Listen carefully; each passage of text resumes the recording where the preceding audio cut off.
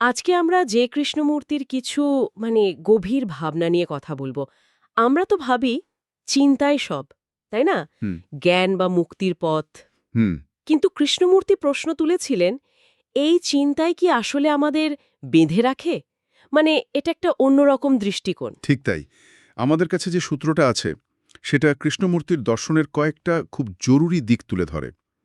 উনি দেখিয়েছেন, চিন্তা তো সবসময় অতীত থেকে আসে, তাই না? আমাদের অভিজ্ঞতা, জ্ঞান, হ্যাঁ, যা আমরা জানি। একদম। সেটার উপর ভিত্তি করেই তো চিন্তা তৈরি হয়। তাই এর একটা সীমা আছে। তো আজকে আমরা ওনার কয়েকটা মূল আইডিয়া নিয়ে কথা বলবো। যেমন, চিন্তা ছাড়া দেখা ব্যাপারটা কি? আচ্ছা, ভয় কিভাবে আমাদের চিন্তারই ফল? আর আসল সত্যটা কিরকম? বেশ ইন্টারেস্টিং লাগছে। তাহলে প্রথমটা দিয়েই শুরু করি। চিন্তা ছাড়া দেখা। হ্যাঁ, আমরা তো কিছু দেখলেই ধরুন একটা ফুল, সঙ্গে সঙ্গে মনে হয় গোলাপ বা বাহ সুন্দর।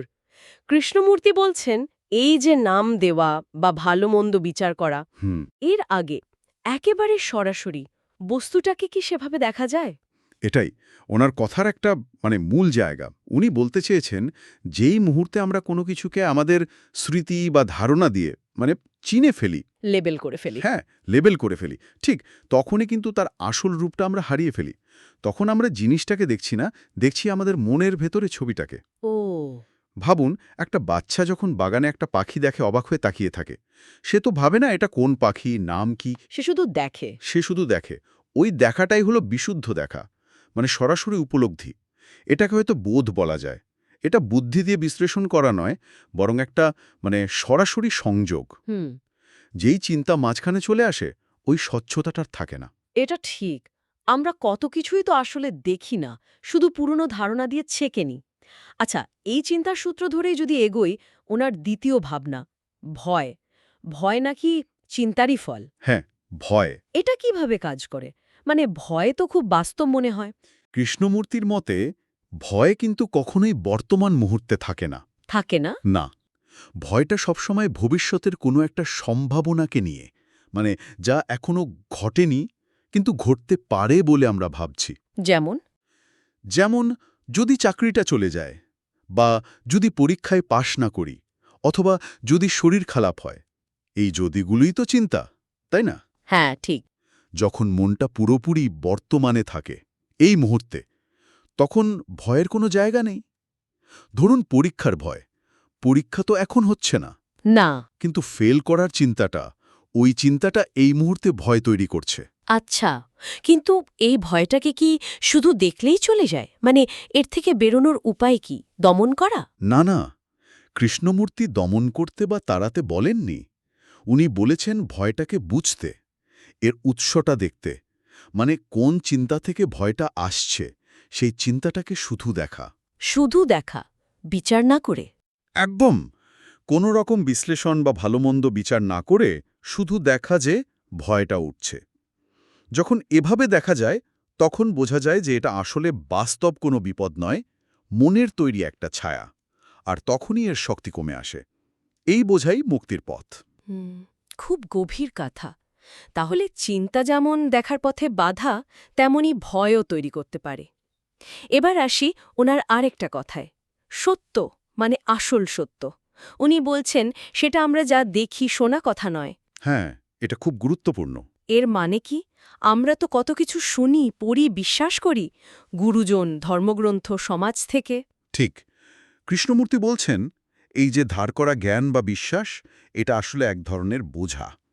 কারণ এটা আমাদের নিজের উপলব্ধি নয়। নিজের নয়। না, তার মতে আসল সত্য সেটাই, যা আমরা নিজেরা অনুভব করি, সরাসরি, কোনো মাধ্যম ছাড়া। অন্যের কথা বা বই পড়া মানে তো অন্যের চোখ দিয়ে দেখা, তাই না? তা তো বটেই। তাহলে কি এই ধর্মগ্রন্থ বা শিক্ষকের কথার কোনো মূল্য নেই? তো সত্য বলে মেনে নেওয়ার আগে, একটা উদাহরণ দিলে ভালো হয়। ধরুন, রাগ করা খারাপ, এটা আমরা সবাই শুনেছি। কিন্তু যখন একজন মানুষ নিজের রাগকে, রাগ ওঠার মুহূর্তে সেটাকে পর্যবেক্ষণ করে, তার কারণটা, তার প্রভাবটা সরাসরি বুঝতে পারে, নিজের শরীরে মনে কি হচ্ছে? হ্যাঁ, তখন সেটা তার নিজের সত্য হয়ে ওঠে। শোনা কথা নয়, জীবন্ত অভিজ্ঞতা। এর জন্য প্রশ্ন করার সাহস দরকার, নিজের বিশ্বাসগুলোকেও প্রশ্ন করার। ঠিক। এই সরাসরি দেখার অভাবটাই কি আমাদের তুলনা করার দিকে ঠেলে দেয়? মানে অমুকের মতো হতে হবে, তমুকের চেয়ে পিছিয়ে পড়লাম। একদম। কারণ আমরা নিজেদের ভেতরের সত্যিটাকে দেখছি না, নিজের স্বকীয়তাকে বুঝছি না, তাই বাইরের মাপকাঠি দিয়ে নিজেদের মাপি আর দুঃখ পাই। এটাও তো একটা বন্ধন। হ্যাঁ, এটাও একটা শিকল। আর মুক্তি, সেটাও কিন্তু কোনো দূরের লক্ষ্য নয়। কৃষ্ণমূর্তির কথা অনুযায়ী মুক্তি হল প্রতি মুহূর্তে এই চিন্তা, ভয়, ধার করা ধারণা, এগুলোর জাল থেকে সচেতন থাকা। মানে এটা একটা প্রক্রিয়া, অর্জন নয়। ঠিক। বর্তমানে বাঁচার একটা ধরন। যখন দেখার বা উপলব্ধির স্বচ্ছতা থাকে, ওই মুহূর্তেই মুক্তি। এটা কোনো গন্তব্য নয়, বরং যাত্রাপথের প্রতিটা পদক্ষেপেই পাওয়া যায়। তাহলে আজকের আলোচনা থেকে যেটা বুঝলাম তা হলো, শুধু বেশি বেশি চিন্তা করলে জ্ঞান বাড়ে না বা সমস্যার সমাধান হয় না। না। আসল পরিবর্তনটা আসে নিজের চিন্তাগুলোকে একটু দূর থেকে দেখা, মানে পর্যবেক্ষণ করা, সেগুলোকে প্রশ্ন করা আর অভিজ্ঞতাটাকে সরাসরি গ্রহণ করার মধ্যে দিয়ে। একেবারে। সমস্যা নিয়ে তাড়াহুড়ো করে সমাধান খোঁজার চেয়ে সমস্যাটাকে ভালো করে বোঝাটা হয়তো বেশি জরুরি। কৃষ্ণমূর্তির বার্তাটা হল নিজের ভেতরের যে অভিজ্ঞতা, যে উপলব্ধি, সেটার উপর ভরসা রাখা। অন্যের তৈরি পথে না হেঁটে নিজের দেখার ওপর আস্থা রাখা।